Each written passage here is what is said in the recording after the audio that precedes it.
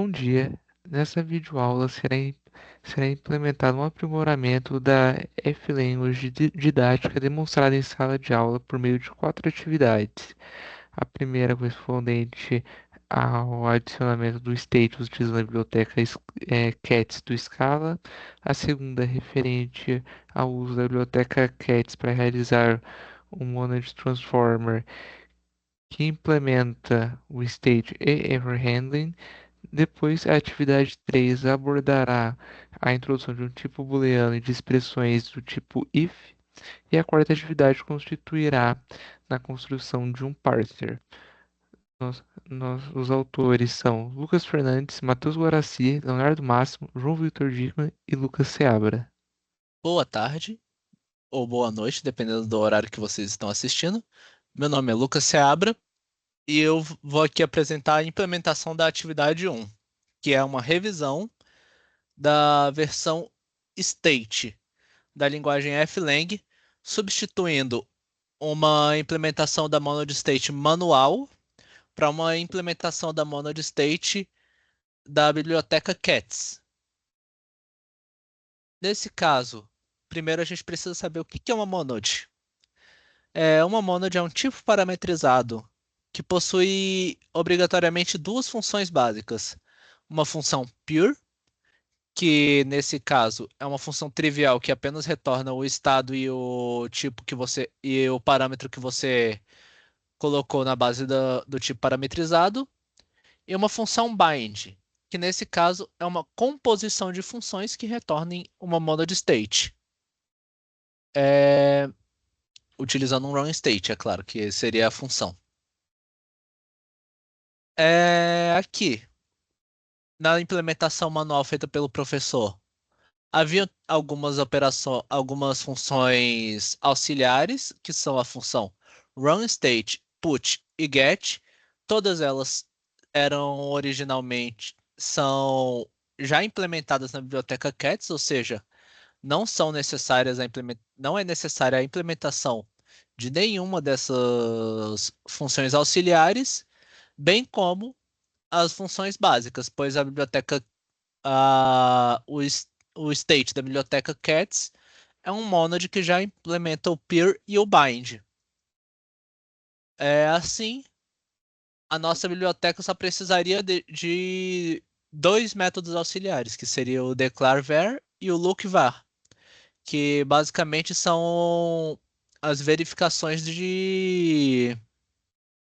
que são as verificações e as declarações de variáveis no nosso estado. Nesse caso, que é uma lista e, que é uma lista de tuplas, sendo a tupla de uma string e um inteiro. A string é o nome da variável e o inteiro é o valor que está atrelado a essa variável.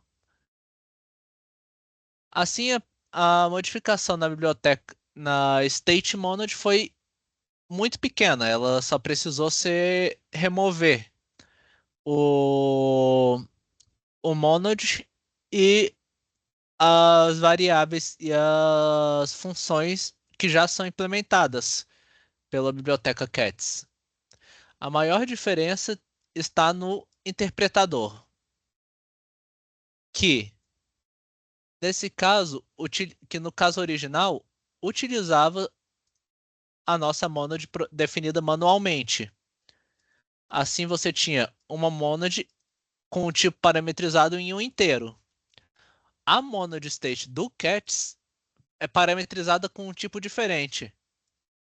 Ela é parametrizada com com dois valores. O primeiro deles sendo o estado e o segundo sendo o valor do resultado. Nesse caso, eu optei por colocar um resultado como inteiro, pois a nossa biblioteca FLang retorna valores inteiros. Ela calcula soma e multiplicação em valores inteiros. Assim, foi modificado para utilizar, ao invés do nosso m, um state as integer, ao invés de um m integer. Ah, O resto da definição não foi necessário de modificar. Agora, nós precisamos. A segunda maior modificação foi dentro do match das expressões do eval. Foi modificado apenas. Só foi necessário modificar no interpretador o eval, pois ela é a única função do. Pois ela é a única função do nosso interpretador. Aqui no eval, nós tivemos que modificar no match as chamadas das funções. As funções que chamam os cases, que chamam apenas o peer, simplesmente, foi muito simples a modificação, pois o peer na biblioteca state também é o caso trivial. Assim bastou você receber o estado base e você retornar o inteiro que ele recebeu como parâmetro. Agora, os casos que exigiam um tratamento interno, como por exemplo é o caso do add, como que você tem uma expressão esquerda e uma expressão direita, nós podemos definir um, um monad state, cujo valor será eval do lado esquerdo, com as declarações originais, e outro eval do lado direito, com as declarações finais, com as declarações que são dadas aqui, que são dadas como parâmetro. E assim nós usamos o yield. O yield é o equivalente ao nosso bind. Ele é na biblioteca Monad, ele realiza a função que você define aqui, sendo nesse caso uma soma dentro do valor que é retornado, por exemplo, aqui no inteiro. Então você tem o left eval, que é aplicado primeiramente dentro desse for. Então, logo em seguida é aplicado o right eval, que é definido aqui. Aqui, essas duas aplicações são realizadas com um estado compartilhado e elas são executadas sequencialmente. Então, primeiro ele executa a esquerda e depois ele executa a direita. E por fim, ele retorna o resultado left mais right no valor integer, com o estado compartilhado resultado do right, que teve como base o estado compartilhado resultado do left, que teve como base o estado inicial, que é passado quando você utiliza o run, que eu vou apresentar mais tarde. A multiplicação possui uma implementação análoga e idêntica. A verificação de não, a verificação de variáveis utiliza a aplicação desta função lookup var, que não foi modificada, que nesse caso ela vai até a nossa lista de variáveis, que é o nosso estado, e verifica nome por nome se existe a variável que possua o nome que está aqui no parâmetro. Você faz isso até você achar a variável ou acabar a lista. E no caso que acabe, como temos as três interrogações aqui, ele vai dar um erro de undefined. Mas em uma implementação de uma biblioteca de erro handler, aqui provavelmente enviaria um erro. Por fim, o app, que nós vamos declarar que nós vamos verificar as funções declaradas no nosso declarations. E aí nós vamos avaliar essas funções e aplicá-las. Verificando aqui, no caso nós primeiros avaliamos os argumentos, que seria aqui, evalargs. Em seguida, nós avaliamos o estado da operação atual. Em seguida, nós setamos o novo estado a partir da aplicação dos argumentos. E por fim, nós fazemos um eval do resultado final usando a função nova que a gente avaliou. Por fim, nós aplicamos o yield, que é o nosso equivalente ao bind, aplicando todas essas funções em sequencial. Por fim, foi considerada que a aplicação estava correta quando o resultado dos testes presentes originalmente estava dando um resultado idêntico ao resultado dos testes original. Ou seja, como essa aplicação é uma substituição, uma refatoração do código, nós consideramos que, tendo estes testes com valores válidos, com resultado correto, nós estaríamos com o resultado. A avaliação teria sido. Não, a refatoração ocorreu com sucesso. Então, assim, nós realizamos apenas uma pequena modificação nos testes. Originalmente, nós tínhamos tuplas com resultado que seria um resultado e o estado. Nós não nos importamos não se importava com o estado e verificava qual era o resultado. Nesse caso, para fazer a mesma coisa, nós utilizamos a função run a, que é um equivalente à nossa função runState, mas com a substituição de que, ao invés de retornar um AS, ele retorna apenas um A. Nós temos também a opção de fazer o runS, se nós quisermos verificar se o estado está correto, mas nesse caso nós usamos apenas o run-A para verificar se o resultado foi correto, que era o que estava sendo feito originalmente nos códigos de teste.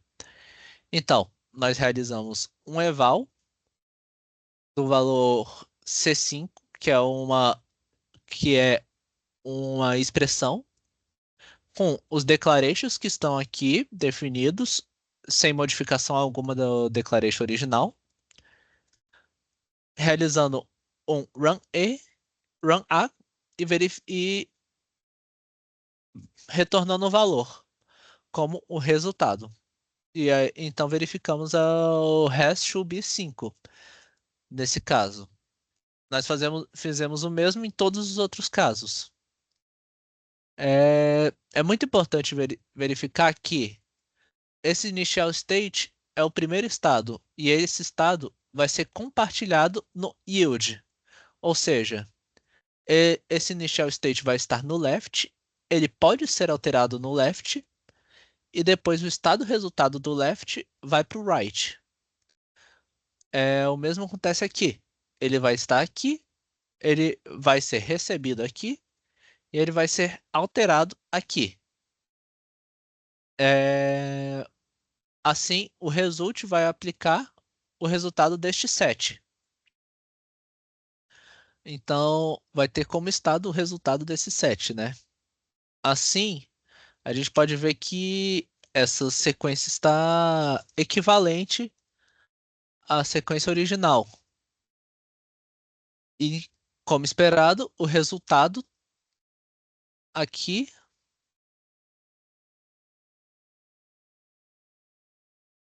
aqui.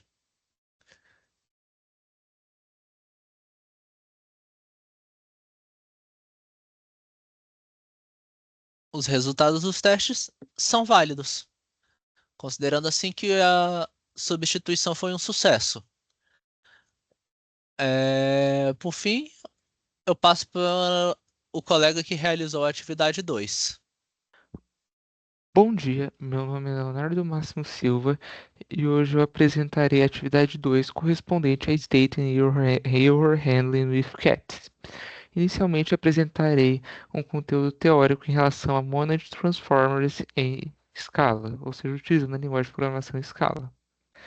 Inicialmente, o que são Monad Transformers? Eles são uma forma de compor monads, ou seja, uma forma de eu aplicar um monad e em cima desse monad que eu apliquei, aplicar outro monad. Por exemplo, aplicar um monad state e sobre esse monad state aplicar um monad future. Isso permite, logo, realizar computações sequenciais mais complexas que realizam operações de diversos monads. É, esse tipo de composição em que você vai colocando a composição de vários monads se chama monad stacks. E Monad Transformers na linguagem Scala permite com que você construa Monad Stacks de uma forma muito mais simples, a qual será demonstrada na parte em que analisaremos o código. É, em Scala, os tipos de Monad Transformers são Option T, que pode ou não retornar um valor, Either T, que apresenta dois valores, Right and Left, pode ser utilizado, por exemplo, para realizar o error handling, com Right correspondendo uma operação válida e o left uma operação de erro. Reader T é uma operação de leitura. Writer T é uma operação de escrita. State T é uma operação que armazena um estado. E IDT uma operação que retorna o valor de identidade. Na figura da direita, nós observamos um exemplo de uma composição de monads. Então, nesse caso, nós teríamos o monad header, que é o nosso primeiro monad, e nesse monad é aplicado o monad reader T, e nesse monad reader T é aplicado o monad writer T. Então, nesse caso, o que nós estaríamos fazendo? Nós teríamos essa operação reader que verifica se o tipo é válido, se não retorna um erro. O reader T, que ele verifica se que ele lê algum valor presente no terminal, e após a leitura desse valor e possivelmente algum processamento, o writer T realiza a escrita desse valor. E é essa composição de monads que permite a realização dessa, no caso essa monad stack, permite a realização dessa atividade complexa. É, aprofundando mais em relação aos monads sendo utilizados para o state and error handling with cats, nós temos a monad state e a monad dirty. Repare que a monad state é a monad interna, ela armazena o estado correspondente às variáveis. Nesse caso, por exemplo, a variável x recebe 5, ela vai armazenar com um valor de tuplas, com uma string e um inteiro, em que você teria x e 5. Em outras palavras, variável x mapeada para 5. A variável y mapeada para 3, por exemplo, viria no próximo item da lista y mapeado para 3. E assim por diante até se declarar todas as variáveis concernentes ao programa. O IDERT, por outro lado, é a monad mais externa aplicada na monad state. Ou seja, ela é a monad, eu aplico a state, depois eu aplico a IDERT. Ela é responsável por retornar se o valor, no caso o valor correto, por meio de um write, ou indicar um erro que representa um error handling por meio de um valor left. Agora, nesse momento, analisaremos o código para ver como que os monad transformers e essas duas monads compostas interagem para produzir o código e realizar a monad stack que produz o state e o error handling utilizando a biblioteca cats do Scala. Analisando o código para entender como os conceitos de monad transformer e de monad stack são aplicados no state and error handling with cats, eu inicialmente defino um tipo S, que nada mais é do que uma monad state, em cima de um valor A, que pode ser uma string, um inteiro, qualquer outro tipo pertencente ao Scala. E esse tipo, e essa monad state, perdão, possui uma lista, que é uma tupla de uma string, que é o nome da variável, e de um inteiro, que é o seu valor, e também retorna um valor A, que é o valor que eu tenho interesse. Eu defino também o tipo state error, que é o que vai propriamente dito lidar com os meus erros.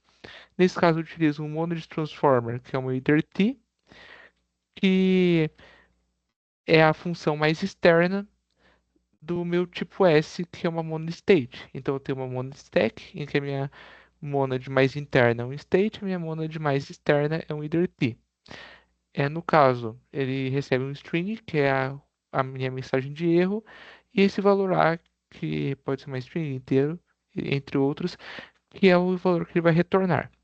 Eu também defino algumas funções que serão utilizadas no interpretador, como por exemplo a função declare_var, que ela declara uma variável, então eu recebo um estado, que nesse caso é uma tupla de uma string com inteiro, utilizo a operação liftf do iter_t, que nada mais é do que um sugar syntax para uma operação write, que lida com o fato de ser uma monad transform, ou seja, lida com essa questão de você realizar operações de uma monad em outra monad.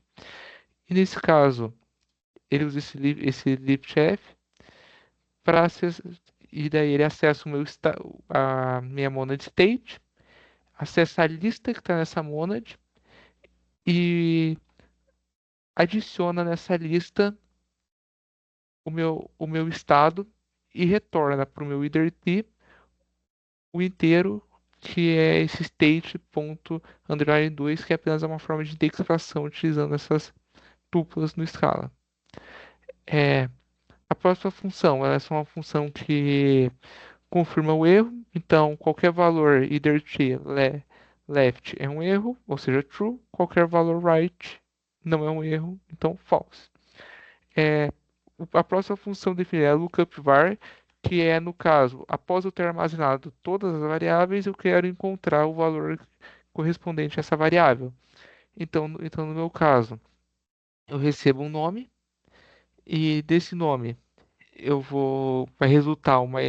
vai retornar uma state error int, na verdade, resultar uma state error int. Essa state error int nada mais é do que eu entrar dentro da monad dirty, é, conseguir a minha lista com esse ponto get correspondente à monad state. Daí eu mapeio essa lista nessa variável e essa variável ela percorre a lista em procura do nome e quando ela encontra, ela coloca nesse state o valor do inteiro. Caso a minha lista seja vazia, eu retorno um erro, que a minha variável não está declarada. E caso ela não seja vazia, eu retorno a última declaração presente nessa variável. Esse seria um caso, por exemplo, que eu defino x igual a 5 e depois x igual a 10. E nesse caso eu espero que o retorne x igual a 10, não x igual a 5. Então, por causa disso que eu utilizo esse método .last. Indo agora em relação ao código do interpretador, nós vamos começar avaliando aqui a função eval, que ela é basicamente uma função que pega uma declaração da fake language, né, uma lista de declarações, e utiliza pattern matching para obter a monad, nesse caso, obter o valor correspondente. Então, nesse caso a minha expressão seja um saint, eu utilizo o iter_t.purv, ou seja, eu só retorno o valor. Caso seja um add, eu, eva- eu avalio eu avalio recursivamente o LHS e avalio recursivamente também o RHS. Nesse caso seria para desempacotar expressões mais complexas até obter seus valores finais. E com esses valores finais, eu só realizo aqui a soma. Esse for, no caso, ele permite também a realização dessas iterações. Em relação tanto ao ADD quanto ao MUL, não houveram modificações em relação ao código original. Então, o MUL ele é definido da mesma forma. Então, eu utilizo o eval para encontrar o valor esquerdo, o reval para encontrar o valor direito, e depois eu apenas multiplico os dois. O idname, que seria, no caso, eu defini uma operação, por exemplo, x mais 5. Daí eu preciso encontrar o valor de x. Ele utiliza o lookup var, que verificamos anteriormente. O app, ele é o que vai mais utilizar o monad state. No caso, inicialmente, ele vai obter uma f declaration utilizando a função lookup, que nós veremos neste exato momento. Nesse caso, a função lookup ela recebe um nome, a declaração, e ela é uma state error, só que no caso o tipo dela é um f declaration e ela faz um pattern match de se eu tenho uma lista de f declarations vazias, eu retorno um valor left, dizendo que o nome da função não está declarado. No caso eu não encontro o nome da função, eu continuo procurando e quando eu encontro esse nome, eu, re- eu retorno eu retorno essa expressão utilizando o _t.pure. Ou seja, depois que eu obtive a minha f-declaration, eu obtenho os meus argumentos, que nesse caso seria obter, por exemplo, o valor de x, etc. Isso aqui realiza para todas as etapas do código. Então, se eu tenho uma f-declaration que ela é composta por várias f-declarations, esse for ele vai desempacotando elas por meio do lookup, obtendo os valores, declarando as variáveis com o declare_var que vimos anteriormente e obtendo e armazenando os resultados e os retornando.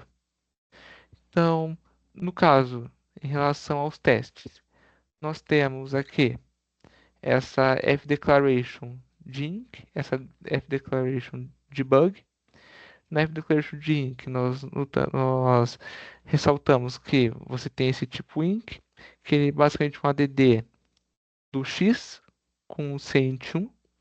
Você tem o bug, que ele é igual ao inc, só que ao invés de você dar add no x, você dá add no y, ou seja, ele tem que levantar um erro.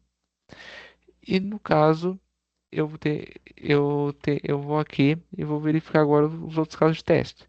Então, no caso, por exemplo, esse caso ele só é um caso que verifica o cent, ou seja, tem que ter valor 5. Esse aqui, ele vai somar 5 mais 10, verificando o ADD.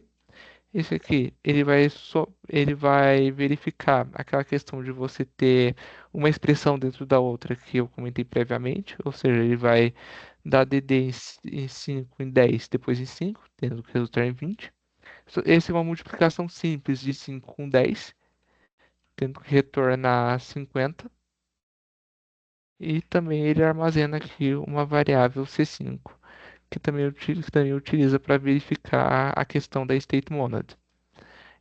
Agora sim, agora o eval int, ele que eu estou realizando com o valor de x de 99, ele tem que retornar o valor 100 e o valor bug, o valor full, tem que retornar um erro, mas nesse caso porque ele não foi declarado, e o valor e o add bug tem que retornar um erro também, mas não porque a função não foi declarada, mas porque o parâmetro y não existe.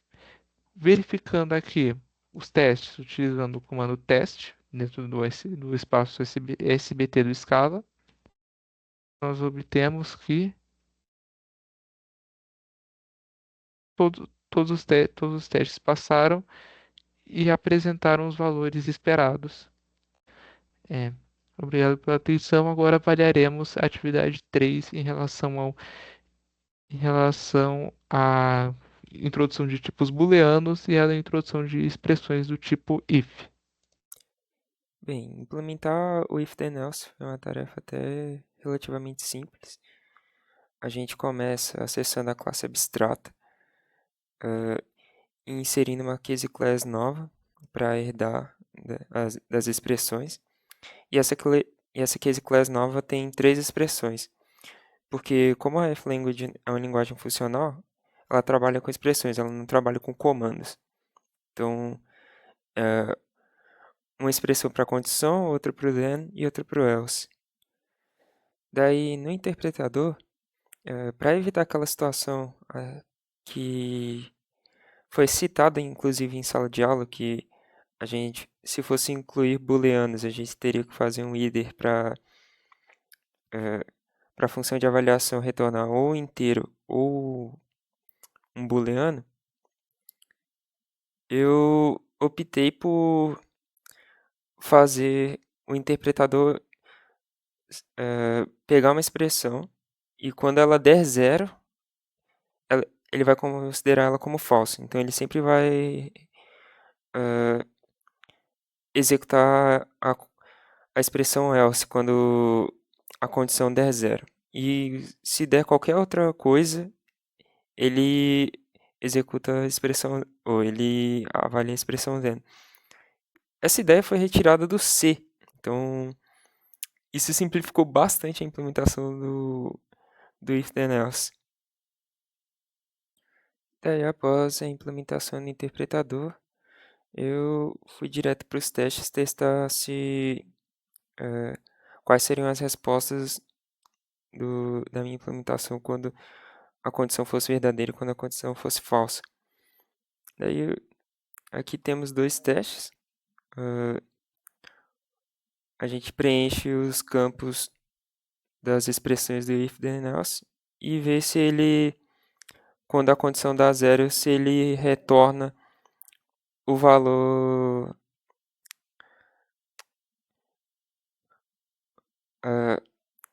quando a condição dá zero, se ele retorna o valor do else, da expressão do else. E quando a condição der 1, e aqui a gente tem os testes para verificar qual o valor retornado. Porque quando a condição é falsa, o if ele tem que retornar o valor da expressão do else, que no caso do teste está dando 6. E quando a condição é verdadeira, ele tem que retornar a condição do then, ou a expressão do then, o valor da expressão. Bem, aqui nós temos os testes, que é só para verificar se quando a condição ela tem um valor falso na sua expressão, então a gente espera que retorne o valor da expressão do else. E quando a condição tem um valor verdadeiro, a gente espera como retorno o valor da expressão do then. Olá, meu nome é João Vitor, eu vou falar um pouquinho sobre o que é um Parser Combinator e vou comentar um pouco sobre a nossa implementação do Parser Combinator em Scala para o nosso FLang. Um Parser Combinator ele é uma técnica usada na programação para poder criar analisadores sintáticos de forma modular e composicional. Em vez de escrever um analisador de uma vez só, você pode construir um a partir de combinadores de analisadores menores e mais simples. Em geral, a gente vai ter o combinador básico, que você começa com combinadores básicos, que são funções que analisam partes específicas da entrada, por exemplo, um combinador que pode analisar um número, uma palavra ou um caractere específico. Você tem então os combinadores compostos, que eles são combinadores básicos que você pode criar, que você pode usar para poder combinar em combinadores compostos. Por exemplo, um combinador pode combinar dois analisadores para verificar se uma sequência de caracteres está no formato correto. E com esses combinadores a gente pode ter uma composição, que você pode combinar esses analisadores e seus combinadores de várias maneiras para poder construir um analisador completo. Isso é feito de forma modular, o que facilita a manutenção e a expansão do analisador. Eu vou comentar agora um pouquinho da nossa implementação. A gente começa implementando o int e o variable.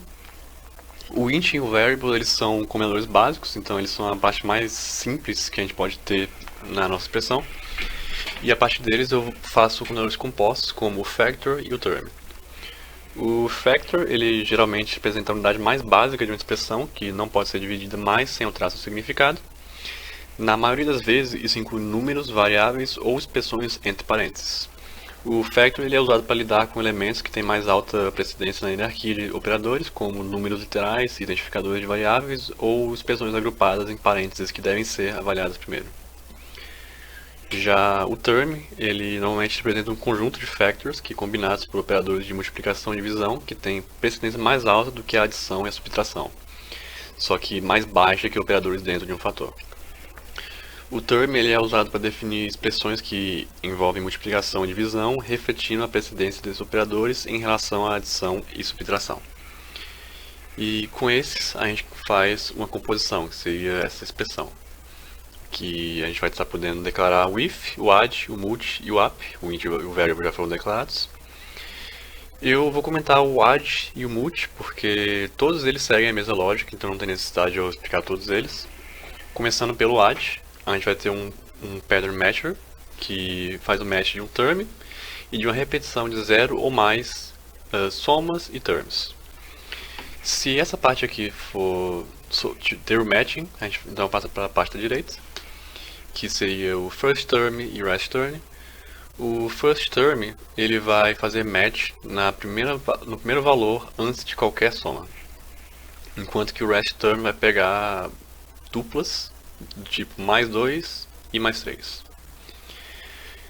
Usando esse, então, a gente vai poder fazer o fold left. O fold left ele vai fazer todas as somas desses rest terms com o nosso primeiro first term e vai poder guardar esses valores dentro do ACC.